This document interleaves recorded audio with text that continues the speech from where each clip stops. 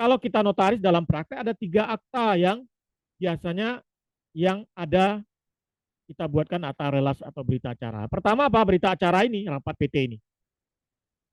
Ya, sebenarnya juga ada 4 ya, yaitu juga berita acara rapat pembina di yayasan. Jadi juga berita acara relas juga kalau kita diundang. Yang ketiga yaitu rapat atau berita acara undian berhadiah kalau kita diundang karena kita pejabat yang salah satu pejabat yang mengesahkan undian berhadiah. Yang keempat apa? Yang keempat ini penting ya. Ini ada nyata, tegas, segi formalitas, tapi orang notaris kadang hampir 99% atau 90% lah ya, 95% kira-kiranya demikian, belum pernah melaksanakannya. Apa itu? Yaitu mengenai pasal 51 Undang-Undang Jabatan Notaris. Tentang apa? Berita acara pembetulan akta. Nah ini pembetulan akta ini berita acara apa? Berita acara pembetulan akta terhadap akta yang ditulis dibuat oleh para pihak kepada notaris. Ada kesalahan ketik atau tipe di HP atau handphone kita, tipe salah ketik. Misalnya namanya beda. Rahmat pakai T, ditulis di akta Rahmat pakai D, di KTP-nya pakai T. Atau angka rupiahnya 20 miliar, harusnya 20 juta, tertulis 20 miliar. Salah ketik. Di tulisannya ditulis 20 miliar, padahal 20 juta. Salah ketik, salah tipe.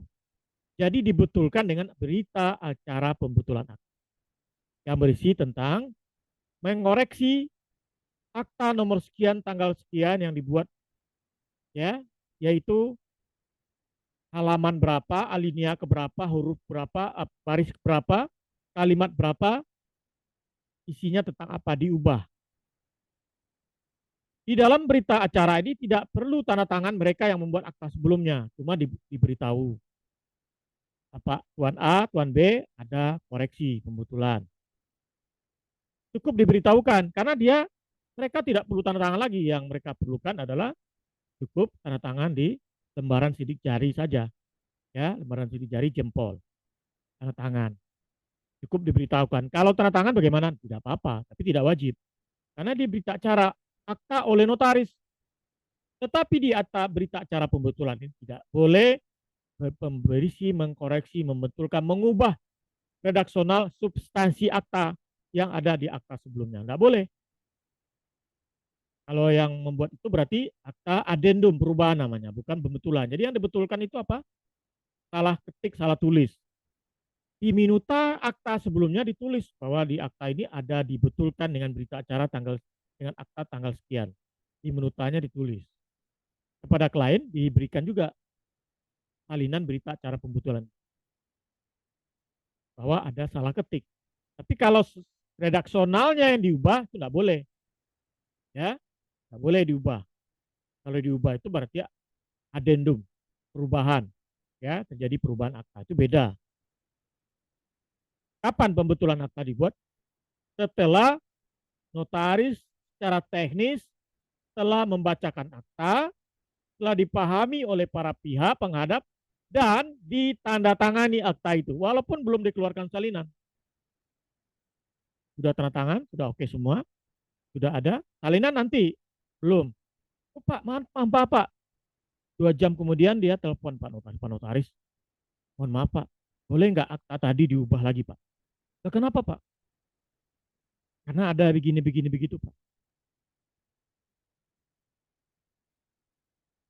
Maka ada 2 jalan, yaitu mengubah kembali akta itu, akta yang sudah tertangani itu dimusnahkan, ulang tanda tangan, ulang pembacaan, jamnya diperbaiki.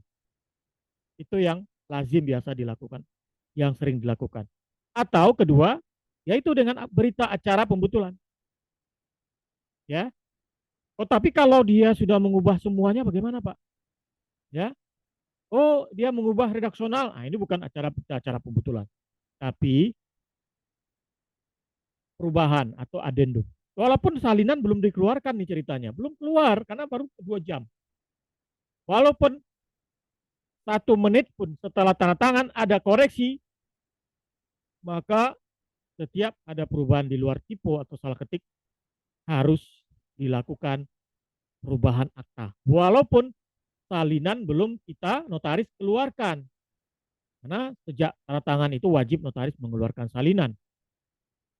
Ya, walaupun belum keluar tapi sudah, walaupun mereka belum bayar, belum lunas. Honorarium kita belum terima full. Tidak urusan, tidak masalah. Kalau sudah tanda tangan, berarti wajib kita keluarkan salinan. Cuma penyerahannya kalau si klien itu sudah membayar, sudah melunasi biaya jasa kita baru kita serahkan. Kalau belum diserahkan kan belum bisa.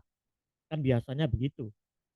Bayar dulu, baru kita serahkan. Kan begitu. Tapi salinan itu sudah keluar.